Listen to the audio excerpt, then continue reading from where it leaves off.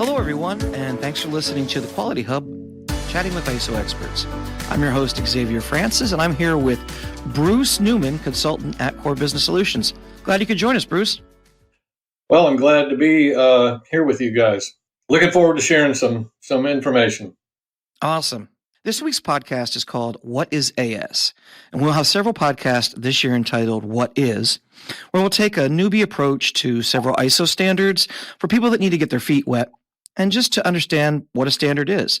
But before we begin, let's hear from Bruce as he tells a bit about his experience and journey. Bruce? Well, my experience goes back further than I'd like to admit, probably about 45 years in quality. Wow. And experience with a variety of standards, a lot of manufacturing experience in my background, variety of products and services. So I feel like I'm probably pretty comfortable in any situation when it comes to discussing this particular these aerospace standards. Awesome. Well, I know we have a few people that handle AS, but you're one of our main guys here at Core. So let's just kick it off. So what is AS and how does it compare to ISO 9001? Aerospace standard is basically ISO 9001 on steroids. They've taken ISO 9001 and every clause in ISO 9001 applies. And then they've added some enhancements and embellishments to make it a bit more stringent. Some examples would be the fact that ISO technically requires no documentation.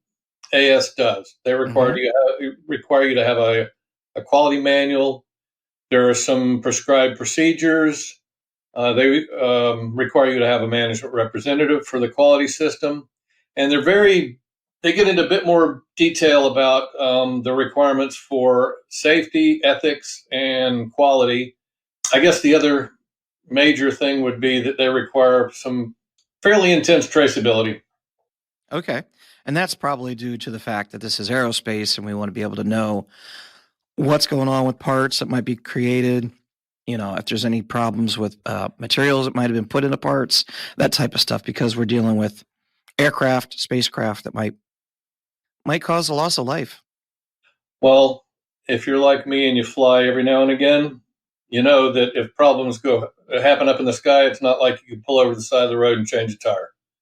Exactly. It's going to be pretty drastic. So yeah, we want everything to be right.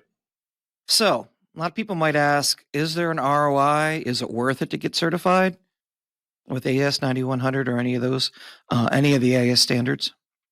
Well, it's really something that you have to answer individually as a company, but there are a lot of fairly general returns on investment that you could expect from certification. Okay.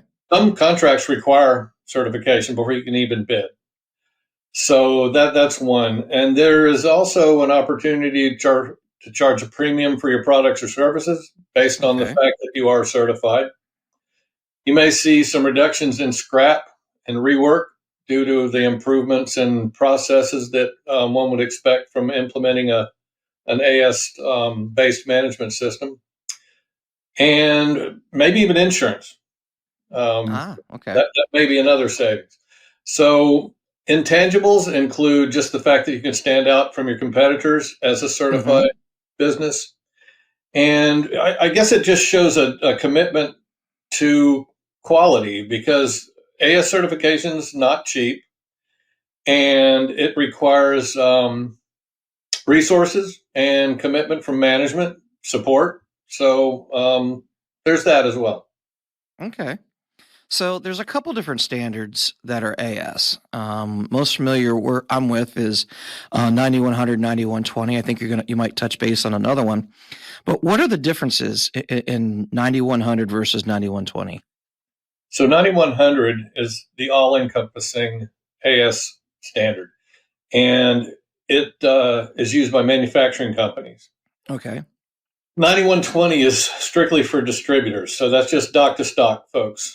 We buy parts from people and we sell them. Okay. And we certify that we use AS techniques in our purchasing processes. So we vet our vendors. We take good care of the product while it's in hand. and we can trace it back, to the manufacturer, that kind of thing. So it's just for distributors. Do you have to have 9100 to get 9120, or can they be separate? They can be separate. Okay. You can have both, but they can be separate as well. I guess the biggest differences are that AS 9100 is very broad, and it covers design, development, manufacturing, and 9120 focuses on distribution and warehousing.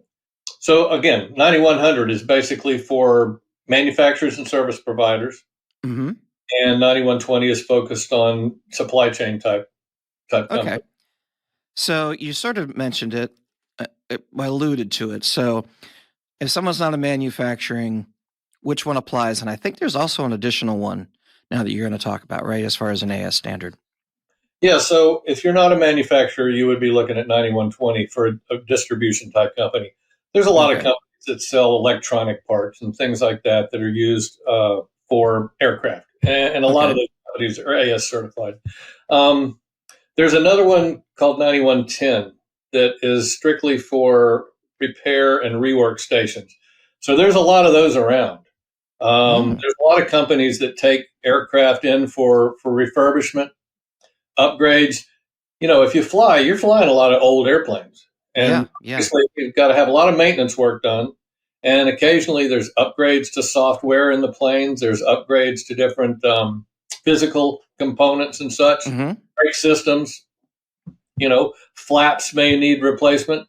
Those companies are also covered, and they don't build anything, but what they do is they come in and repair to OEM type specifications. So that standard is called 9110. And I'm assuming that with that, you also have to, like you said, OEM parts. If they're putting anything in material-wise, they have to work with AS certified products, I'm assuming. For certain things, I mean, there are things like nuts and bolts that are fairly generic. And there's just specifications for strength and such for those and size. But yeah, if they're buying sub-assemblies or, again, like I said, like electronic parts, they would want to buy something like that from an AS certified supplier. Okay. Some people might ask, we don't really do any aerospace stuff. Why do we need to be certified?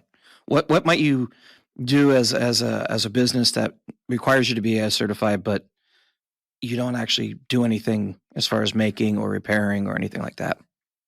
So one of the requirements of all the standards is you have to adhere to customers' requirements. And there may be a customer requirement for you to be AS certified. And again, like I said, you may not know you're an aerospace provider, but you might be one. So maybe you're selling components of some sort. Software could fall under that. Things like tires, something that could be used in an aerospace capacity. So if the company buying from you is telling you they want you to be AS certified, they're basically protecting themselves in a lot of ways. There are specific requirements in the AS standard that all your vendors, you have to communicate to them that you expect them to communicate to all their employees the importance of safety, ethical performance, and quality assurance. So what you want all their employees aware of is that, what they're doing could impact somebody's life. So we don't want anybody pencil whipping documents. We don't want anybody passing anything that's not really 100%, confirmed. So ethics. We want them to be aware of the safety implications of not doing their job correctly. And so that's one of the requirements of the standard is you communicate your expectations to vendors. And to me, the requirement that you be AS certified kind of pushes that on the vendor to then require it of their vendors. So it's kind of a domino effect going on there that just builds safety up at like exponential levels. So it could be, like you're telling me, a flow down, or it could be you're actually doing something that does need to be AS certified that you're not aware of, or maybe you're just trying to expand into that. If you sell electronic parts, maybe you want to expand into another area. There are lots of companies that actually do this proactively, and the thought being, what we're building is maybe not used in aircraft now, but it could be. So Hmm.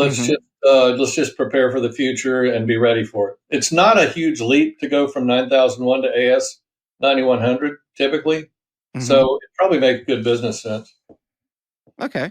So you again, you answered a little bit of this, but what industries apply and why do we need it for government contracting? Well, there are a lot of government entities that just outright require it. Okay. If you're going to do any repair business for government aircraft, you've got to be AS 9110. If you're going to do any manufacturing for the government, you've got to be.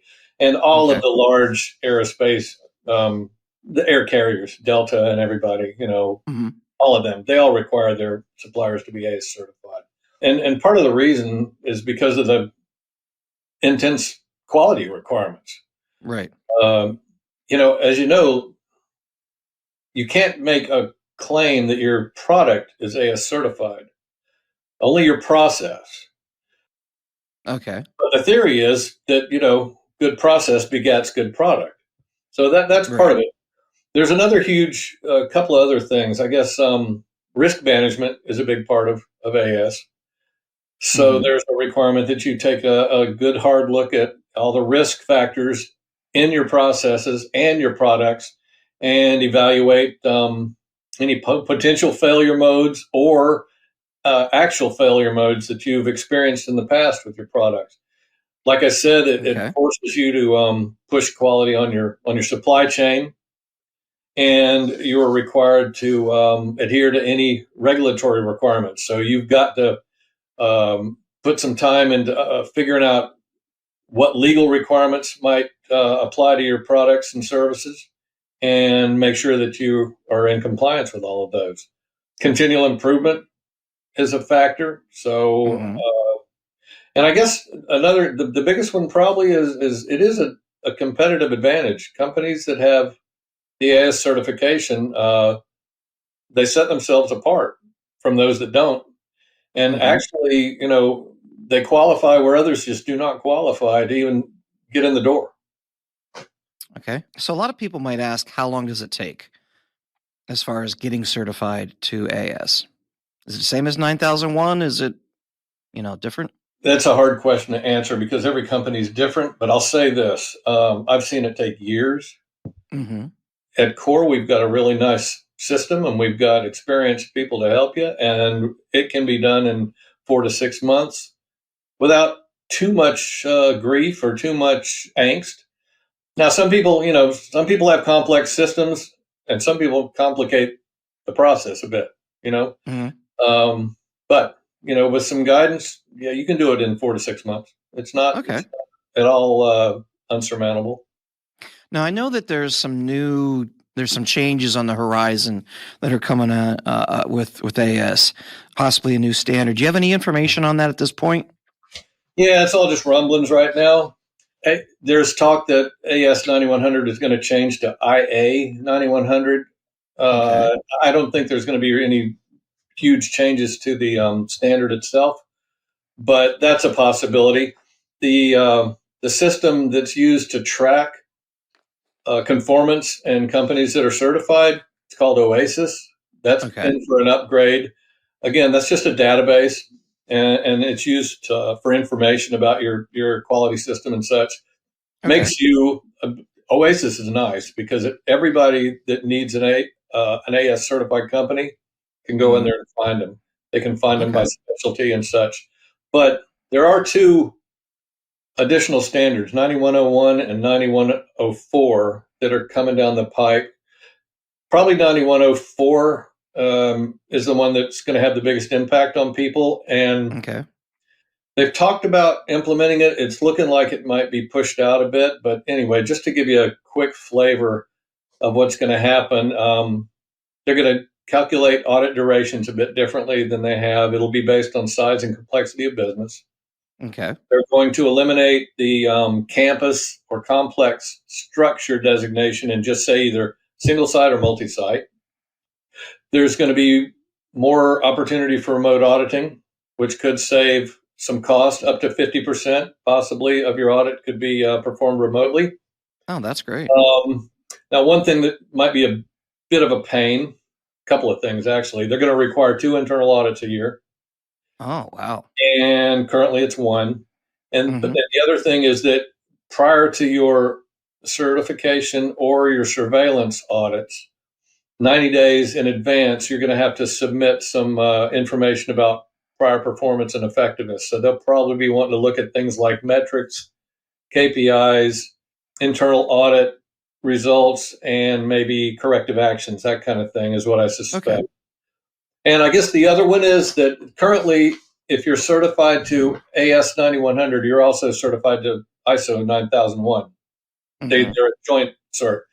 In the future, the only time that will happen is if your ISO 9001 scope and your AS 9100 scope are identical. Oh, so you might actually have to get both at some point. Yeah, that could happen. If your scope change, if you have two different scopes. Yep. Well, that's really a lot of information, Bruce. Is there anything else you can think of that somebody who's a newbie that's really, just kind of told, hey, maybe they just have something flow down to them and say, hey, you got to be AS 9100 certified. Anything else you could share with them that they might want to know? What I would say is a lot of people are scared of AS. They just think it's going to be a really tough row to hoe after compared to ISO 9001. It's really not. It's it makes a lot of sense, just like ISO 9001 does now. It makes a lot of sense. There's not a bunch of useless type busy work or documentation that's required. Most of the, like I mentioned, the required procedures in the manual. I mean, everybody has a manual anyway, right? Right. And the 6 procedures are, they're common sense procedures. So I would say if you have a customer that's pushing you to get AS certified, or if you see some opportunities in the future to expand your market a bit, call us up and go for it. Okay. Well, that's really helpful. I really, really appreciate you talking to us today, Bruce, getting us familiar with AS and really appreciate you being here again. My pleasure. Always glad to talk to the people out there. Absolutely. And we want to thank everyone else who's listened to the podcast today. We hope it's been informative for you. If you're looking for more information about Core Business Solutions and how we can help you with ISO certification like AS, cybersecurity, or even customized training, please email us at info@thecoresolution.com. You can also visit our website, like Bruce said, at www.thecoresolution.com. And if you haven't already followed us on your favorite podcast platform, be sure to do so. That way you won't miss the next Quality Hub that's released next week. Have a great day, everybody.